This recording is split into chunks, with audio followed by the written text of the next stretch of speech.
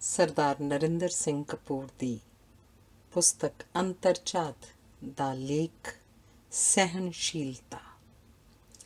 ਬਿੱਲੀਆਂ ਨੂੰ ਸਿਆਣੇ ਚੂਹੇ ਚੰਗੇ ਨਹੀਂ ਲੱਗਦੇ। ਜਦੋਂ ਵੀ ਸਮਾਜ ਵਿੱਚ ਕੋਈ ਰਸਮ ਰੀਤ ਫੈਸ਼ਨ ਜਾਂ ਵਿਹਾਰ ਦਾ ਕੋਈ ਢੰਗ ਤਰੀਕਾ ਬਦਲਦਾ ਹੈ ਤਾਂ ਅਣਗਿਣਤ ਲੋਕਾਂ ਲਈ ਇਹ ਤਬਦੀਲੀ ਸਹਿਣ ਕਰਨੀ ਔਖੀ ਹੋ ਜਾਂਦੀ ਹੈ। ਕੇਲੇ ਦੇ ਛਿਲਕੇ ਤੋਂ ਤਿਲਕਣ ਉੱਤੇ ਅਸੀਂ ਉਸ ਉੱਤੇ ਹੱਸਦੇ ਹਾਂ ਜਿਸ ਨੂੰ ਅਸੀਂ ਆਪ ਡੇਗਣਾ ਚਾਹੁੰਦੇ ਸੀ। ਕਿਸੇ ਮੰਗਤੇ ਨੂੰ ਡੇਗਣ ਬਾਰੇ ਤੁਸੀਂ ਕਦੇ ਸੋਚਿਆ ਨਹੀਂ ਹੁੰਦਾ, ਸੋ ਉਹਦੇ ਤਿਲਕਣ ਉੱਤੇ ਤੁਸੀਂ ਹੱਸਦੇ ਵੀ ਨਹੀਂ। ਜੇ ਅੰਦਰ ਆਨੰਦ ਹੋਵੇ ਤਾਂ ਅਸੀਂ ਹੋਰ ਤਰ੍ਹਾਂ ਹੱਸਦੇ ਹਾਂ, ਪਰ ਅੰਦਰ ਨਫ਼ਰਤ ਹੋਵੇ ਤਾਂ ਸਾਡਾ ਹਾਸਾ ਹੋਰ ਕਿਸਮ ਦਾ ਹੁੰਦਾ ਹੈ। ਕ੍ਰੋਧੀ ਤੇ ਅਸਹਿਣਸ਼ੀਲ ਵਿਅਕਤੀ ਅਕਸਰ ਵਧੇਰੇ ਪੂਜਾ ਪਾਠ ਕਰਦੇ ਹਨ। ਪਤੀ ਵੱਲੋਂ ਓਵਰ ਟਾਈਮ ਲਾਉਣ ਦਾ ਇੱਕ ਕਾਰਨ ਪਤਨੀ ਦਾ ਝਗੜਾਲੂ ਹੋਣਾ ਵੀ ਹੁੰਦਾ ਹੈ। ਘਰ ਰਹਿਣ ਵਾਲੀਆਂ ਪਤਨੀਆਂ ਨੂੰ ਆਪਣੇ ਨਾਲ ਹੋਈਆਂ ਵਧੀਕੀਆਂ ਬਾਰੇ ਸੋਚਣ ਦਾ ਵਧੇਰੇ ਸਮਾਂ ਮਿਲਣ ਕਾਰਨ ਉਹ ਕੰਮ ਕਰਨ ਵਾਲੀਆਂ ਇਸਤਰੀਆਂ ਦੇ ਮੁਕਾਬਲੇ ਵਧੇਰੇ ਉਦਾਸ ਰਹਿੰਦੀਆਂ ਹਨ। ਅਪਰਵਾਨਗੀ ਤੇ ਅਸਹਿਣਸ਼ੀਲਤਾ ਦੀਆਂ ਅਣਗਿਣਤ ਪਰਤਾਂ ਹਨ। ਹਰ ਕਿਸੇ ਦੇ ਮਨ ਵਿੱਚ ਸ਼ਿਕਵੇ ਸ਼ਿਕਾਇਤਾਂ ਦੀ ਭੀੜ ਜੁੜੀ ਹੋਈ ਹੈ, ਜਿਸ ਕਾਰਨ ਮਨ ਅਸ਼ਾਂਤ ਹਨ। ਮਨ ਉਦੋਂ ਤੱਕ ਸ਼ਾਂਤ ਨਹੀਂ ਹੋ ਸਕਦਾ ਜਦ ਤੱਕ ਤੁਸੀਂ ਆਪਣੇ ਆਪ ਨਾਲ ਇੱਕ ਸੁਰ ਨਹੀਂ ਹੁੰਦੇ। ਆਪਣੇ ਆਪ ਨੂੰ ਇੱਕ ਸੁਰ ਕਰਨ ਤੋਂ ਪਹਿਲਾਂ ਜਿਨ੍ਹਾਂ ਨਾਲ ਤੁਸੀਂ ਵਧੀਕੀਆਂ ਕੀਤੀਆਂ ਹਨ ਉਹਨਾਂ ਤੋਂ ਖਿਮਾ ਮੰਗਣੀ ਪਏਗੀ, ਅਤੇ ਜਿਨ੍ਹਾਂ ਨੇ ਤੁਹਾਡੇ ਨਾਲ ਬੇਇਨਸਾਫੀਆਂ ਕੀਤੀਆਂ ਹਨ ਉਹਨਾਂ ਨੂੰ ਖਿਮਾ ਕਰਨਾ ਪਏਗਾ। ਖਿਮਾ ਕਰਕੇ ਤੁਸੀਂ ਸ਼ਾਂਤ ਨਹੀਂ ਹੋਵੋਗੇ, ਸਗੋਂ ਤੁਸੀਂ ਸੱਚੀ ਖਿਮਾ ਕਰੋਗੇ ਹੀ ਉਦੋਂ ਜਦੋਂ ਤੁਸੀਂ ਸ਼ਾਂਤ ਹੋਵੋਗੇ। ਇਸ ਸਥਿਤੀ ਵਿੱਚ ਹੀ ਤੁਹਾਡੀ ਸਹਿਣਸ਼ੀਲਤਾ ਦਾ ਘੇਰਾ ਵਿਸ਼ਾਲ ਹੋਏਗਾ। ਖਿਮਾ ਤੇ ਸਹਿਣਸ਼ੀਲਤਾ ਇੱਕ ਦੂਜੇ ਨਾਲ ਬੱਝੇ ਹੋਏ ਹਨ। ਜਿਵੇਂ ਸੱਜਾ ਪੈਰ ਖੱਬੇ ਪੈਰ ਨਾਲ ਬੱਝਾ ਹੋਇਆ ਹੈ। ਇਹ ਕਦੀ ਵੀ ਨਹੀਂ ਹੋਇਆ ਅਤੇ ਨਾ ਹੀ ਕਦੀ ਹੋਵੇਗਾ ਕਿ ਤੁਸੀਂ ਸੱਜਾ ਪੈਰ ਲਗਾਤਾਰ 2 ਵਾਰੀ ਚੱਲਿਆ ਹੋਵੇ। ਤੁਹਾਡੇ ਅਗਲੇ ਕਦਮ ਦੀ ਦ੍ਰਿੜਤਾ ਇਸ ਤੋਂ ਪਹਿਲੇ ਕਦਮ ਦੀ ਮਜ਼ਬੂਤੀ ਉੱਤੇ ਨਿਰਭਰ ਕਰਦੀ ਹੈ। ਸਵੀਕਾਰਨ ਦੀ ਬਿਰਤੀ ਵਾਲਾ ਸਹਿਣਸ਼ੀਲ ਵਿਅਕਤੀ ਆਪਣੇ ਅਹੁਦੇ ਜਾਂ ਰੁਤਬੇ ਦੇ ਅਨੁਸਾਰ ਉੱਚਾ ਉੱਠਦਾ ਹੈ, ਜਦਕਿ ਅੰਦਰੋਂ ਘਬਰਾਇਆ ਹੋਇਆ ਵਿਅਕਤੀ ਆਪਣੇ ਅਹੁਦੇ ਜਾਂ ਰੁਤਬੇ ਨੂੰ ਅਸਹਿਣਸ਼ੀਲਤਾ ਕਾਰਨ ਆਪਣੀ ਪੱਧਰ ਤੱਕ ਥੱਲੇ ਡੇਗ ਲੈਂਦਾ ਹੈ। ਭਾਵੇਂ ਉਹ ਖਲੋਤਾ ਉੱਚਾ ਹੁੰਦਾ ਪਰ ਵੇਖਦਾ ਬਹੁਤ ਨੀਵਾਂ ਹੈ। ਵੇਖਿਆ ਗਿਆ ਕਿ ਜਿਉਂ-ਜਿਉਂ ਮਨੁੱਖ ਧਨਵਾਨ ਤੇ ਸ਼ਕਤੀਸ਼ਾਲੀ ਹੁੰਦਾ ਹੈ ਤਿਉਂ-ਤਿਉਂ ਉਹਦੀ ਸਹਿਣਸ਼ੀਲਤਾ ਘਟਦੀ ਜਾਂਦੀ ਹੈ। ਹੱਸਣ ਵਾਲੇ ਅਮੀਰ ਆਦਮੀ ਵਿਰਲੇ ਹੀ ਮਿਲਦੇ ਹਨ। ਅਸਲੀਅਤ ਇਹ ਹੁੰਦੀ ਹੈ ਕਿ ਉਹ ਅਮੀਰ ਹੁੰਦੇ ਹੀ ਨਹੀਂ, ਕਿਉਂਕਿ ਅਮੀਰੀ ਉਸ ਅਵਸਥਾ ਨੂੰ ਕਹਿੰਦੇ ਹਨ ਜਦੋਂ ਦਿਮਾਗ ਖੁੱਲ੍ਹਾ ਹੋਵੇ ਅਤੇ ਕਮਰ ਤੰਗ ਹੋਵੇ, ਪਰ ਹੁੰਦਾ ਅਕਸਰ ਉਲਟ ਹੈ। ਇਹੀ ਕਾਰਨ ਹੈ ਕਿ ਜਿਨ੍ਹਾਂ ਤੋਂ ਸਾਨੂੰ ਸਭ ਤੋਂ ਵੱਧ ਆਸਾਂ ਹੁੰਦੀਆਂ ਹਨ ਉਹੀ ਸਭ ਤੋਂ ਵੱਧ ਨਿਰਾਸ਼ ਕਰਦੇ ਹਨ। ਇਹ ਵੀ ਵੇਖਿਆ ਗਿਆ ਕਿ ਇੱਕ ਥਾਂ ਰਹਿੰਦੇ ਰਹਿੰਦੇ ਆਪਣਿਆਂ ਨੂੰ ਵੀ ਸਹਿਣ ਕਰਨਾ ਔਖਾ ਹੋ ਜਾਂਦਾ ਹੈ ਅਤੇ ਉਹ ਬੇਗਾਨੇ ਲੱਗਣ ਲੱਗ ਪੈਂਦੇ ਹਨ, ਜਦੋਂ ਕਿ ਕਿਸੇ ਦੂਰ ਦੁਰਾਡੀ ਥਾਂ ਜਾਂ ਕਿਸੇ ਯਾਤਰਾ ਦੌਰਾਨ ਬੇਗਾਨੇ ਵੀ ਆਪਣੇ ਲੱਗਣ ਲੱਗ ਪੈਂਦੇ ਹਨ। ਜਿਨ੍ਹਾਂ ਨੂੰ ਬੜੇ ਉਚੇਚ ਕਰਕੇ ਅਸੀਂ ਆਪਣੇ ਬਣਾਉਂਦੇ ਹਾਂ ਉਹਨਾਂ ਨਾਲ ਹੀ ਨਫ਼ਰਤ ਹੋ ਜਾਂਦੀ ਹੈ। ਤਲਾਕ ਤੇ ਜਾਇਦਾਦ ਦੇ ਮੁਕੱਦਮੇ ਅਜਿਹੇ ਵਰਤਾਰਿਆਂ ਦਾ ਪ੍ਰਮਾਣ ਹਨ। ਹਰ ਝਗੜੇ ਤੇ ਹਰ ਮੁਕੱਦਮੇ ਵਿੱਚ 2 ਹੰਕਾਰ ਲੜਦੇ ਹਨ। ਆਪਣੇ ਹੰਕਾਰ ਤੋਂ ਬਿਨਾਂ ਨਾ ਅਸੀਂ ਕਿਸੇ ਦੀ ਮੂਰਖਤਾ 'ਤੇ ਹੱਸ ਸਕਦੇ ਹਾਂ, ਨਾ ਹੀ ਕਿਸੇ ਨੂੰ ਨਫ਼ਰਤ ਕਰ ਸਕਦੇ ਹਾਂ। ਹੰਕਾਰ ਅਸਹਿਣਸ਼ੀਲਤਾ ਦਾ ਝੰਡਾ ਹੈ। ਸਾਡੇ ਕੋਲ ਬੀਬੇ ਥਾਣੇਦਾਰ ਜਾਂ ਸਾਊ ਅਫਸਰ ਦਾ ਕੋਈ ਸੰਕਲਪ ਨਹੀਂ। ਚੰਗੇ ਕੰਮ ਕਰਨ ਵਾਲਿਆਂ ਨਾਲੋਂ ਭੈੜੇ ਕੰਮ ਕਰਨ ਵਾਲਿਆਂ ਦੀ ਚਰਚਾ ਵਧੇਰੇ ਹੁੰਦੀ ਹੈ। ਅਸੀਂ ਚੰਗੇ ਕੰਮ ਨੂੰ ਹੀ ਟਾਲਦੇ ਹਾਂ। ਭੈੜੇ ਕੰਮ ਦੀ ਖਿੱਚ ਹੀ ਇੰਨੀ ਹੁੰਦੀ ਹੈ ਕਿ ਉਸ ਨੂੰ ਟਾਲਣ ਦਾ ਪ੍ਰਸ਼ਨ ਹੀ ਨਹੀਂ ਉੱਠਦਾ। ਅਸੀਂ ਕਿਸੇ ਦੀ ਪ੍ਰਸ਼ੰਸਾ ਕਰਨ ਨੂੰ ਹੀ ਮੁਲਤਵੀ ਕਰਦੇ ਹਾਂ। ਉਸਦੀ ਨਿੰਦਾ ਕਰਨ ਵੇਲੇ ਅਸੀਂ ਸਬਰ ਨਹੀਂ ਵਿਖਾਉਂਦੇ। ਅਸੀਂ ਖੁਸ਼ੀ ਪ੍ਰਗਟਾਉਣ ਜਾਂ ਵਿਖਾਈ ਦੇਣ ਵਿੱਚ ਤਾਂ ਦੇਰੀ ਕਰ ਦਿੰਦੇ ਹਾਂ, ਪਰ ਕਿਸੇ ਨਾਲ ਗੁੱਸੇ ਹੋਣ ਵਿੱਚ ਦੇਰੀ ਨਹੀਂ ਕਰਦੇ। ਕਿਸੇ ਨੂੰ ਸਵੀਕਾਰ ਕਰਨ ਵਾਲੇ ਵੇਲੇ ਸਾਨੂੰ ਦੁਚਿੱਤੀ ਦਾ ਸਾਹਮਣਾ ਕਰਨਾ ਪੈਂਦਾ ਹੈ। ਹਰ ਕਿਸੇ ਨੂੰ ਰੱਦ ਕਰਨ ਵੇਲੇ ਅਸੀਂ ਪਿੱਛੇ ਨਹੀਂ ਰਹਿੰਦੇ। ਸਾਡਾ ਨਾਂਦਰੂ ਵਿਹਾਰ ਸਾਡੇ ਹਾਂਦਰੂ ਵਿਹਾਰ ਨਾਲੋਂ ਤਿੱਖਾ ਹੁੰਦਾ ਹੈ। ਇਸੇ ਨੂੰ ਅਸਹਿਣਸ਼ੀਲਤਾ ਕਹਿੰਦੇ ਹਨ। ਕਿਸੇ ਸੰਤ ਗੁਰੂ ਤੋਂ ਕਿਸੇ ਹੋਰ ਸੰਤ ਜਾਂ ਗੁਰੂ ਦੀ ਪ੍ਰਸ਼ੰਸਾ ਤੁਸੀਂ ਨਹੀਂ ਸੁਣੋਗੇ। ਕੋਈ ਰਾਗੀ ਜਾਂ ਗਾਇਕ ਕਿਸੇ ਹੋਰ ਰਾਗੀ ਜਾਂ ਗਾਇਕ ਨੂੰ ਧੀਰਜ ਨਾਲ ਨਹੀਂ ਸੁਣ ਸਕਦਾ। ਸਹਿਣਸ਼ੀਲਤਾ ਦੀ ਘਾਟ ਆਮ ਸਧਾਰਨ ਵਿਅਕਤੀਆਂ ਵਿੱਚ ਉਨੀ ਨਹੀਂ ਹੁੰਦੀ ਜਿੰਨੀ ਵਿਦਵਾਨਾਂ ਤੇ ਕਲਾਕਾਰਾਂ 'ਚ ਹੁੰਦੀ ਹੈ। ਹਰ ਦਾਨ ਵਿੱਚ ਕੁਝ ਪ੍ਰਾਪਤ ਕਰਨ ਦੀ ਇੱਛਾ ਲੁਕੀ ਹੁੰਦੀ ਹੈ। ਰੇਗਿਸਤਾਨ ਵਿੱਚੋਂ ਲੰਘਦਾ ਦਰਿਆ ਰੇਗਿਸਤਾਨ ਉੱਤੇ ਵਿਅੰਗ ਹੈ। ਰੇਗਿਸਤਾਨ ਇਸ ਵਧੀਕੀ ਨੂੰ ਸਹਿਣ ਨਹੀਂ ਕਰ ਸਕਦਾ। ਤੁਹਾਡੇ ਅੰਦਰ ਉਨੀ ਸਹਿਣਸ਼ੀਲਤਾ ਹੀ ਉਪਜੇਗੀ ਜਿੰਨੀ ਸਹਿਣ ਸ਼ਕਤੀ ਦੀ ਤੁਸੀਂ ਵਰਤੋਂ ਕਰੋਗੇ। ਸੰਸਾਰ ਹੈ ਤਾਂ ਬੜਾ ਵਿਸ਼ਾਲ, ਪਰ ਇਸ ਨੂੰ ਅਸੀਂ ਵੇਖਦੇ ਆਪਣੀ ਸਮਰੱਥਾ ਦੀ ਸੀਮਾ ਵਿੱਚ ਹਾਂ। ਸ਼ੁਕਰ ਹੈ ਕਿ ਰੱਬ ਨੇ ਸਾਡੇ ਨਾਲ ਸਲਾਹ ਕਰਕੇ ਸੰਸਾਰ ਨੂੰ ਨਹੀਂ ਸਿਰਜਿਆ, ਨਹੀਂ ਤਾਂ ਸੰਸਾਰ ਬੜਾ ਛੋਟਾ ਹੋਣਾ ਸੀ। ਸ਼ੁਕਰ ਹੈ ਕਿ ਰੱਬ ਨੇ ਸਾਡੀਆਂ ਸਾਰੀਆਂ ਅਰਦਾਸਾਂ ਨਹੀਂ ਮੰਨੀਆਂ, ਨਹੀਂ ਤਾਂ ਸੰਸਾਰ ਦਾ ਨਕਸ਼ਾ ਹੀ ਹੋਰ ਹੁੰਦਾ। ਕਈ ਲੋਕ ਦੁੱਖ ਵਿੱਚ ਜਾਂ ਜਦੋਂ ਦੁੱਖ ਉਹਨਾਂ ਦੀ ਸਹਿਣ ਸ਼ਕਤੀ ਤੋਂ ਬਾਹਰ ਹੋ ਜਾਂਦਾ ਹੈ, ਆਪਣੇ ਸਿਰ ਦੇ ਵਾਲ ਪੁੱਟਣ ਲੱਗ ਪੈਂਦੇ ਹਨ। ਉਹ ਭੁੱਲ ਜਾਂਦੇ ਹਨ ਕਿ ਗੰਜੇ ਹੋਣ ਨਾਲ ਦੁੱਖ ਘਟ ਨਹੀਂ ਜਾਂਦਾ, ਸਗੋਂ ਗੰਜੇ ਹੋਣ ਦੀ ਨਵੀਂ ਸਮੱਸਿਆ ਉਪਜ ਪੈਂਦੀ ਹੈ। ਸੰਸਾਰ ਦੇ ਵੱਡੇ ਖੂਨ ਖਰਾਬਿਆਂ ਤੇ ਬਰਬਾਦੀਆਂ ਦੀ ਤਹਿ ਵਿੱਚ ਕਿਸੇ ਨਾ ਕਿਸੇ ਦੀ ਅਸਹਿਣਸ਼ੀਲਤਾ ਜਾਂ ਹੰਕਾਰ ਛੁਪਿਆ ਹੁੰਦਾ ਹੈ। ਸਾਰੇ ਵਾਦ ਵਿਵਾਦ ਵੀ ਸਹਿਣਸ਼ੀਲਤਾ ਦੀ ਘਾਟ ਵਿੱਚੋਂ ਉਪਜਦੇ ਹਨ। ਤੁਸੀਂ ਆਪਣੀ ਸਹਿਣਸ਼ੀਲਤਾ ਦਾ ਘੇਰਾ ਜਿੰਨਾ ਸੀਮਤ ਕਰੀ ਜਾਓਗੇ, ਉਨੇ ਹੀ ਵਧੇਰੇ ਦੁਖੀ ਤੇ ਅਸੰਤੁਸ਼ਟ ਹੁੰਦੇ ਜਾਓਗੇ। ਸਹਿਣਸ਼ੀਲਤਾ ਦੀ ਘਾਟ ਕਾਰਨ ਹਥਿਆਰ ਰੱਖਣ ਦੀ ਇੱਛਾ ਜਾਗਦੀ ਹੈ। ਹਥਿਆਰ ਵਿਖਾ ਕੇ ਤੇ ਵਰਤ ਕੇ ਤੁਸੀਂ ਇੰਨੀ ਨਫ਼ਰਤ ਉਪਜਾ ਲੈਂਦੇ ਹੋ ਕਿ ਉਸ ਉਪਰੰਤ ਉਸ ਹਥਿਆਰ ਨੂੰ ਆਪਣੀ ਸੁਰੱਖਿਆ ਲਈ ਉਮਰ ਭਰ ਚੁੱਕਣਾ ਪੈਂਦਾ ਹੈ। ਜਿਨ੍ਹਾਂ ਵਿੱਚ ਸਹਿਣ ਕਰਨ ਦੀ ਸ਼ਕਤੀ ਬਹੁਤ ਘੱਟ ਜਾਂਦੀ ਹੈ, ਉਹ ਮਾਰਨ ਦੇ ਰਾਹ ਪੈਂਦੇ ਹਨ, ਤੇ ਜਿਹੜੇ ਬੇਵੱਸ ਹੋ ਜਾਂਦੇ ਹਨ ਉਹ ਆਤਮਘਾਤ ਕਰਨ ਦਾ ਯਤਨ ਕਰਦੇ ਹਨ। ਆਤਮਘਾਤ ਦਾ ਯਤਨ ਕਰਦੀਆਂ ਵਧੇਰੇ ਇਸਤਰੀਆਂ ਹਨ, ਪਰ ਸਫਲ ਵਧੇਰੇ ਪੁਰਸ਼ ਹੁੰਦੇ ਹਨ। ਸਹਿਣਸ਼ੀਲਤਾ ਆਜ਼ਾਦ ਮਨ ਦੀ ਇੱਕ ਸਥਿਤੀ ਹੈ। ਇਹ ਇੱਕ ਪ੍ਰਕਾਰ ਦਾ ਅਨੁਸ਼ਾਸਨ ਹੈ। ਆਜ਼ਾਦੀ ਉੱਥੇ ਹੀ ਹੁੰਦੀ ਹੈ ਜਿੱਥੇ ਪਾਬੰਦੀਆਂ ਨੂੰ ਸਵੈ ਇੱਛਾ ਨਾਲ ਸਵੀਕਾਰ ਕੀਤਾ ਜਾਂਦਾ ਹੈ। ਇਸੇ ਕਰਕੇ ਕਹਿੰਦੇ ਹਨ ਕਿ ਆਜ਼ਾਦੀ ਲਈ ਕੁਝ ਪਾਬੰਦੀਆਂ ਦਾ ਹੋਣਾ ਲਾਜ਼ਮੀ ਹੈ। ਜਾਨਵਰ ਤੇ ਪੰਛੀ ਪ੍ਰਕਿਰਤੀ ਦੇ ਅਨੁਸ਼ਾਸਨ ਤੇ ਪਾਬੰਦੀਆਂ ਨੂੰ ਖਿੜੇ ਮੱਥੇ ਸਹਿਣ ਕਰਦੇ ਹਨ। ਉਹ ਆਪਣੀ ਹੋਂਦ ਨਾਲ, ਆਪਣੀ ਸਥਿਤੀ ਨਾਲ ਪ੍ਰਸੰਨ ਤੇ ਸੰਤੁਸ਼ਟ ਹਨ। ਚਮੇਲੀ ਦਾ ਫੁੱਲ ਗੁਲਾਬ ਬਣਨ ਦਾ ਯਤਨ ਨਹੀਂ ਕਰਦਾ। ਮਨੁੱਖ ਤੋਂ ਸਿਵਾਏ ਸਾਰੇ ਜੀਵ ਜੰਤੂ ਪ੍ਰਕਿਰਤੀ ਨਾਲ ਇਕਸੁਰ ਹਨ। ਇਸੇ ਕਰਕੇ ਉਹਨਾਂ ਵਿੱਚ ਅਸੀਮ ਸਹਿਣਸ਼ੀਲਤਾ ਹੈ ਤੇ ਉਹਨਾਂ ਦਾ ਜੀਵਨ ਸ਼ਾਂਤ ਹੈ। ਜੀਵਨ ਦੇ ਹੋਰ ਬੁਨਿਆਦੀ ਸੰਕਲਪਾਂ ਦੀ ਸਿਖਲਾਈ ਵਾਂਗ ਸਹਿਣਸ਼ੀਲਤਾ ਤੇ ਅਸਹਿਣਸ਼ੀਲਤਾ ਦੋਹਾਂ ਦੀ ਸਿਖਲਾਈ ਸਾਨੂੰ ਘਰ ਤੇ ਸਕੂਲ ਵਿੱਚੋਂ ਮਿਲਦੀ ਹੈ।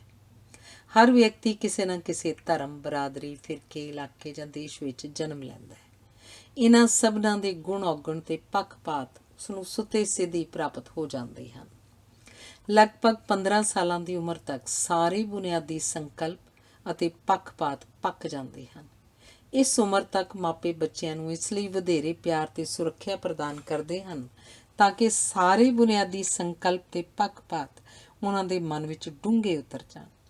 ਇਸ ਉਪਰੰਤ ਕਿਸੇ ਪ੍ਰਕਾਰ ਦੀ ਸਿੱਖਿਆ ਉਹਨਾਂ ਦੇ ਬੁਨਿਆਦੀ ਸੰਕਲਪਾਂ ਨੂੰ ਬਦਲਣ ਵਿੱਚ ਸਫਲ ਨਹੀਂ ਹੁੰਦੀ। ਮਨੁੱਖ ਬੇਈਮਾਨੀ ਨੂੰ ਜਾਣੇ ਬਿਨਾਂ ਇਮਾਨਦਾਰ ਨਹੀਂ ਹੋ ਸਕਦਾ। ਰਾਤ ਤੋਂ ਬਿਨਾਂ ਉਸ ਕੋਲ ਦਿਨ ਦਾ ਕੋਈ ਸੰਕਲਪ ਨਹੀਂ ਹੁੰਦਾ। ਜੇ ਕੁਝ ਲੋਕ ਅਮੀਰ ਨਾ ਹੋਣ ਤਾਂ ਗਰੀਬਾਂ ਨੂੰ ਆਪਣੀ ਗਰੀਬੀ ਪ੍ਰਤੀਤ ਨਹੀਂ ਹੋਏਗੀ। ਇਵੇਂ ਸਹਿਣਸ਼ੀਲਤਾ ਤੇ ਵਿਰੋਧਤਾ ਦੇ ਦੋਵੇਂ ਸੰਕਲਪ ਸਾਨੂੰ ਬਣੇ ਬਣਾਏ ਵਿਰਸੇ ਵਿੱਚ ਹੀ ਮਿਲ ਜਾਂਦੇ ਹਨ। ਬਚਪਨ ਵਿੱਚ ਹੀ ਧਰਮ ਸਾਡੇ ਮਨ ਤੇ ਦਿਲ ਵਿੱਚ ਪੀੜੀ ਡਾਹ ਕੇ ਬਹਿ ਜਾਂਦਾ ਹੈ। ਅਸਹਿਣਸ਼ੀਲਤਾ ਦਾ ਪ੍ਰਮੁੱਖ ਸਰੋਤ ਤੇ ਆਧਾਰ ਧਰਮ ਹੈ। ਧਾਰਮਿਕ ਵਿਅਕਤੀ ਗੱਲਾਂ ਸਹਿਣਸ਼ੀਲਤਾ ਦੀਆਂ ਕਰਦੇ ਹਨ, ਪਰ ਪ੍ਰਗਟਾਉਂਦੇ ਵਿਰੋਧਤਾ ਹਨ। ਅਸਹਿਣਸ਼ੀਲਤਾ ਕਾਰਨ ਹੀ ਨਵੇਂ ਧਰਮ ਜਨਮਦੇ ਹਨ ਤੇ ਹਰ ਧਰਮ ਵਿੱਚ ਨਵੇਂ ਫਿਰਕੇ ਤੇ ਸੰਪਰਦਾਵਾਂ ਚੱਲ ਪੈਂਦੀਆਂ ਹਨ। ਸਾਰੇ ਧਰਮ ਆਪਣੇ ਸ਼ਰਧਾਲੂਆਂ ਨੂੰ ਜੋੜਦੇ ਤੇ ਉਹਨਾਂ ਨੂੰ ਦੂਜੇ ਧਰਮਾਂ ਦੇ ਵਿਰੋਧ ਵਿੱਚ ਖੜਾ ਕਰਦੇ ਹਨ। ਜਥੇਬੰਦੀਆਂ, ਸੰਸਥਾਵਾਂ, ਪਾਰਟੀਆਂ, ਸਭਾਵਾਂ, ਯੂਨੀਅਨਾਂ, ਧੜੇਬੰਦੀਆਂ ਆਦਿ ਵਿਰੋਧ ਦੀ ਭਾਵਨਾ ਬਿਨਾਂ ਉਸਰ ਹੀ ਨਹੀਂ ਸਕਦੀਆਂ। ਹਰ ਧਰਮ ਬਦੀ ਨੂੰ ਖਤਮ ਕਰਦਾ ਕਰਦਾ ਆਪ ਬਦੀ ਦਾ ਰੂਪ ਧਾਰ ਲੈਂਦਾ ਹੈ। ਇਵੇਂ ਹੀ ਇਨਕਲਾਬ ਲਿਆਉਣ ਵਾਲੇ ਅਗਲੇ ਇਨਕਲਾਬ ਦੇ ਵਿਰੋਧੀ ਹੋ ਨਿਬੜਦੇ ਹਨ। ਜਾਤ ਪਾਤ ਵੀ ਅਸਹਿਣਸ਼ੀਲਤਾ ਉੱਤੇ ਉਸਰੀ ਹੋਈ ਹੈ। ਸਭ ਪ੍ਰਕਾਰ ਦੇ ਪਰਿਵਾਰਿਕ ਤੇ ਆਰਥਿਕ ਖੇਤਰਾਂ ਵਿੱਚ ਪਸਰ ਰਹੀ ਅਸਹਿਣਸ਼ੀਲਤਾ ਸਭ ਸੰਬੰਧਾਂ ਨੂੰ ਵਿਗਾੜਨ ਦਾ ਯਤਨ ਕਰ ਰਹੀ ਹੈ।